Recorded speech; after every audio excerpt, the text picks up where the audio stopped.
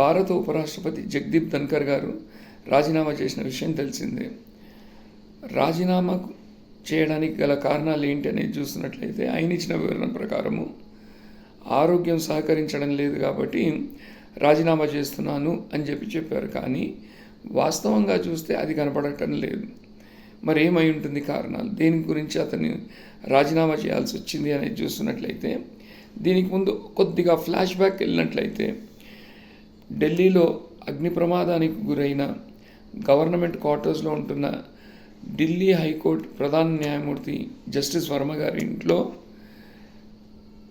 అగ్ని ప్రమాదం జరిగిన తర్వాత నోట్ల కట్టలంటూ జరిగింది. దానికి సంబంధించిన విషయం పైన ప్రతిపక్ష పార్టీలు కలిసి రాజ్యసభలో 50 మంది 50+ ఎంపీలు కలిసి ఒక రెజల్యూషన్ అంటూ మూవ్ చేయాలి అంటూ రాజ్యసభ చైర్మన్గా ఉపరాష్ట్రపతికి అంటూ అందించడం జరిగింది. అయితే ఇది ఉపరాష్ట్రపతి లేదా రాజ్యసభ యొక్క చైర్మన్ అని కూడా మనం అంటాము.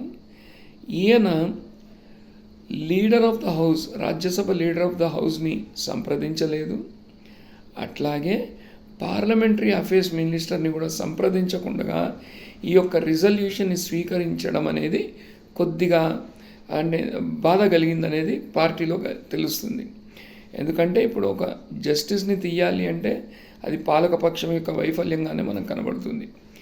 రెండవది, దీనికి సంబంధించింది టీవీలలో ఏం చెప్తున్నారు, చాలా అబ్జర్వ్ చేసిన తర్వాత ఎప్పుడైతే ఈయన 50 మంది రాజ్యసభ ఎంపీల దగ్గర నుంచి ఈ యొక్క ఇంపీచ్మెంట్ రెజల్యూషన్ చెయ్యాలి అని చెప్పి స్వీకరించాడు, హయ్యర్ అఫీషియల్స్ దగ్గర నుంచి ఈయనకి ప్రెషర్ వచ్చిందంటూ చెప్పారు. ఆ హయ్యర్ అఫీషియల్స్ ఎవరో మనకు తెలియదు. మనకు తెలిసి లీగల్ అడ్వైజర్ అటార్నీ జనరల్ ఉంటాడు, ఆయన్నే లీగల్ అడ్వైజర్ కింద కేంద్ర ప్రభుత్వానికి ఉంటాడు. కానీ మరి హయ్యర్ అఫీషియల్స్ దగ్గర నుంచి ఇంటర్వ్యూన్ అయ్యి ఇతను రాజీనామాకి ఇతను రాజీనామా చేయడానికి కారణమైందంటూ టీవీలలో వస్తున్న న్యూస్.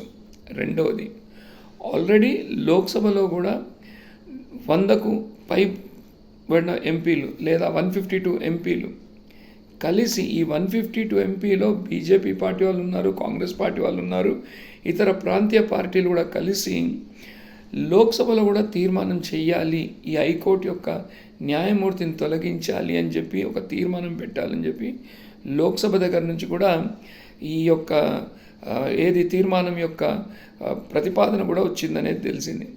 మరి లోక్సభలో వచ్చినప్పుడు లోక్సభ స్పీకర్ కూడా స్వీకరించారు, రాజ్యసభ తరఫున ఉపరాష్ట్రపతి స్వీకరించాడు. మరి లోక్సభలో స్పీకర్ గారు మరి లీడర్ ఆఫ్ ద హౌస్ని సంప్రదించారా మనకు తెలియదు, పార్లమెంటరీ అఫేర్స్ మినిస్టర్ని సంప్రదించారా మనకు తెలియదు. కానీ రాజ్యసభకు వచ్చేసరికి ఈయన సంప్రదించలేదు అన్న ఒక కారణంతో ఆయన మీద ప్రెషర్ రావడం అనేది జరిగి చివరికి ఆయనకు రాజీనామాకి దారితీస్తుంది. అయితే ఇది నిజంగానే ఈ కారణమై ఉంటుందా ఆరోగ్యమైన కారణమై ఉంటుందా అనేది ఇంతవరకు మనకు తెలియదు. హోప్ అట్లీస్ట్ ఒకవేళ ధన్కర్ గారు ఈ రాజీనామాని స్వీకరించినట్లయితే ప్రజాస్వామ్యము చట్టసభల మీద కాస్త నమ్మకం అనేది ఉంటుంది.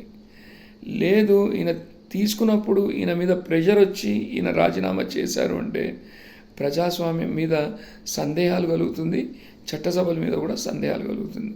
సో దయచేసి ఒకవేళ నిజంగానే హైకోర్టు న్యాయమూర్తి వర్మ గారు తప్పు చేసినట్లున్నట్లయితే ఇంపీచ్మెంట్ రెజల్యూషన్లో తప్పు చేశారంటే తొలగించడం జరుగుతుంది 2/3 మెజారిటీతో. లేదు, తప్పు చేయలేదు అంటే 10లో కొనసాగుతారు. అంతేగాని దీనికి రాజ్యసభ యొక్క చైర్మనే రాజీనామా చేయాల్సి వచ్చిన పరిస్థితి వచ్చింది అంటే ఎందుకో సందేహం కలుగుతుంది.